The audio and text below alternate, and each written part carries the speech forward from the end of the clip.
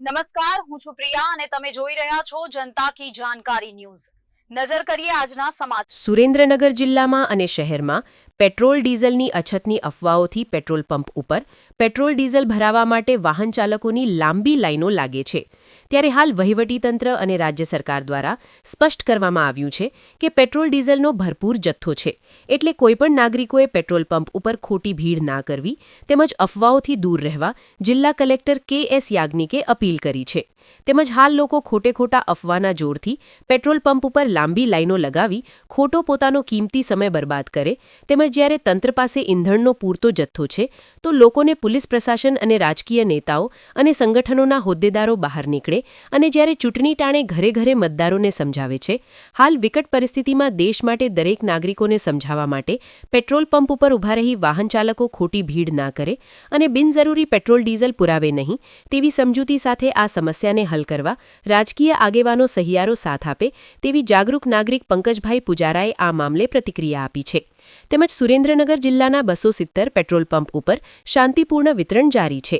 તેમજ ઈંધણનો બિનજરૂરી સંગ્રહ અને અફવાઓથી દૂર રહેવા જિલ્લા પુરવઠા અધિકારીએ વાહન ચાલકોને તાકીદ કરી છે।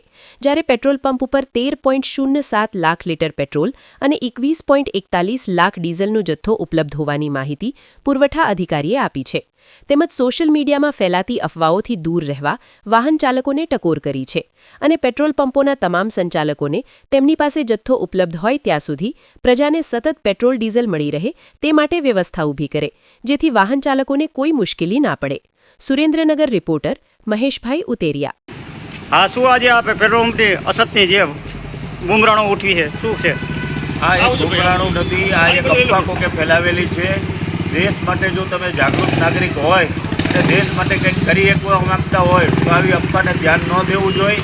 પેટ્રોલ, ગેસ દરેક સરકાર આગળ સ્ટોક પડ્યો છે। સરકાર વારવાર કહે છે કે આટલો સ્ટોક છે, આટલી વસ્તુ છે, પણ પબ્લિક સમજતી નથી અને ખોટો સંગ્રહ કરી રહ્યું છે। સરકારને મારે એવું કહેવું છે કે જે કાંઈ પેટ્રોલ કે ગેસ કે ડીઝલ જે કાંઈ ભરાતા હોય એના પેટ્રોલના ગેસની અંદર બેરલ, કેરબા આ બધું બંધ કરાવવું જોઈએ અને પોતાના વાહનની અંદર જ પેટ્રોલ પુરાવવું જોઈએ અને વાહનની અંદર જ ડીઝલ પુરાવવું જોઈએ। આવી અફવાથી આઘું રહેવું અને સરકારે આના નિયમ બનાવવા જોઈએ અને પબ્લિક સમજતી નથી। મારું તો એવું પણ કહેવું છે કે દરેક ભાજપના સંગઠનના કાર્યકર્તાઓ અથવા કલેક્ટર ઓફિસથી જે કાંઈ આવતા હોય સરકારી કર્મચારીઓને આ પબ્લિક માટે દરેક પંપે સેવા દેવાની જરૂર છે અને એક્યુરેટી લાઇન કેમ છે, કેવી રીતે તમારે જરૂર પડે છે આવી રીતે સમજાવી અને સરકારને સપોર્ટ દેવાની જરૂર છે।